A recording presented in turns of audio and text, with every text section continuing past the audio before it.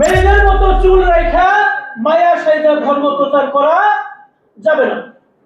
কিন্তু সেই কথাগুলো আমি তখনই বলতে পারবো যখন আমার সংগঠন রাজনৈতিক না হলে সংগঠন হিসেবে দাঁড়িয়ে যাবে, প্রতিষ্ঠিত হবে, তখন আমি এই কাজগুলো করতে পারবো। আর সেই আশা নিয়ে পূর্ণ গণতন্ত্র, আমার প্রথমেই কিন্তু লেখা আছে পূর্ণ গণতন্ত্র প্রতিষ্ঠা করা। এখানে আরেকটি পয়েন্ট আমি দিয়েছি, বাংলাদেশে যারা দেখেছেন বৃদ্ধাশ্রম, যে মাতা পিতা জন্ম দিয়েছে, স্ত্রীকে লক্ষ টাকা দামের মোবাইল কিনে দেয়, মা বাপ থাকে কোথায়? বৃদ্ধাশ্রম। আমি এখানে স্পষ্ট লিখে দিয়েছি, বৃদ্ধ পিতা মাতা এবং অসহায় ব্যক্তিকে তার দায়িত্ব তার সন্তানকে নিতে হবে, এটা নিশ্চিত করা হবে।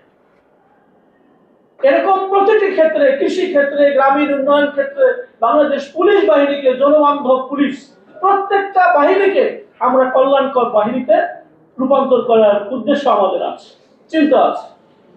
যাই হোক, সবাইকে ধন্যবাদ জানিয়ে আমি আজকে তরিকত পার্টির